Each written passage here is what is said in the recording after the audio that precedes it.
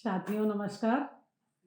आज हम श्री रामधारी सिंह दिनकर की कविता, जिसमें उन्होंने महत्व की महत्ता को, किसी भी चीज़ का कितना महत्व होता है उसके भी महत्व को उन्होंने इसमें बताया है। और सही है, किसी भी वस्तु की, रिश्ते की, समय की, पैसे की, सहयोग की और वस्तु की, हमें एक समय ऐसा होता है जब उसकी ज़रूरत होती है और उसकी ज़रूरत समाप्त हो जाने के बाद उस चीज़ का कोई महत्व नहीं बचता है। तो रामधारी सिंह दिनकर की ये कविता आज के जीवन में भी बहुत महत्वपूर्ण लग रही है कि इसको सुनना और जानना बहुत ज़रूरी है, क्योंकि यदि हम इसकी किसी भी चीज़ की महत्ता को समझ गए तो सब कुछ समझ गए। समय से किसी चीज़ को प्राप्त कर लेना और समय से किसी को सहयोग कर देना बहुत बड़ी बात होती है। उसके आगे पीछे ऐसा करने से हो सकता है उसका कोई भी महत्व ना बचता हो या कि उसका महत्व कम हो जाता है।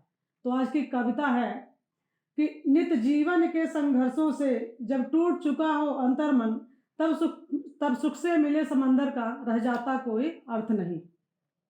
सीधा सा है कि जब हमारा अंतर्मन टूट चुका हो उसके बाद कितना भी सुख मिल जाए उसका कोई अर्थ नहीं बचता है। एक बार हम सोचते हैं कविता पूरी पढ़ लेते हैं, इसके बाद उसको अपन अर्थ में जाते हैं। नित जीवन के संघर्षों से जब टूट चुका हो अंतर्मन, तब सुख में मिले समुंदर का रह जाता कोई अर्थ नहीं। जब फसल सूख कर जल के बिन तिनका तिनका बनकर गिर जाए, फिर होने वाली वर्षा का रह जाता कोई अर्थ नहीं। संबंध कोई भी हो लेकिन यदि सुख में साथ न दे अपना, फिर सुख में उन संबंधों का रह जाता कोई अर्थ नहीं। छोटे छोटे खुशियों के क्षण निकल जाते हैं रोज यहाँ, फिर सुख की नित्य प्रतीक्षा का रह जाता कोई अर्थ नहीं। मन कटवाड़ी से आहत हो, भीतर तक छलनी हो जाए, फिर बाद में कहे प्रिय वचनों का रह जाता कोई अर्थ नहीं। सुख साधन चाहे जितना हो, पर काया रोगों का घर हो, फिर उन अनगिनत सुविधाओं का रह जाता कोई अर्थ नहीं। तो यहाँ पे हम आगे बढ़ते हैं कि समय, पैसा, साथ, रिश्ता, सहयोग, प्रिय वचन, सुख साधन और शरीर, इनको सबको एक निश्चित समय में ही मिलना जरूरी होता है, क्योंकि उसके बाद मिलने का कोई अर्थ नहीं रह जाता। तो जब फसल सूख कर जल के बिन तिनका तिनका गिर जाए, फसल पक चुकी है, पकने के बाद हमने उस पर ध्यान नहीं दिया, वो तिनके में बदल गई है, घास फूस में बदल गई है, तो उसके बाद जो बारिश होगी तो उसका कोई अर्थ नहीं रह जाता, वो और नुकसानदायक होती है। संबंध कोई भी हो लेकिन यदि सुख में साथ न दे अपना, बहुत प्रिय संबंध है लेकिन जिस समय हमको बहुत ज़रूरत हो उस संबंध की, उस समय यदि वो संबंध हमारे काम नहीं आया तो बाद में वो संबंध कितना भी अच्छा हो वो हमारे काम का नहीं है।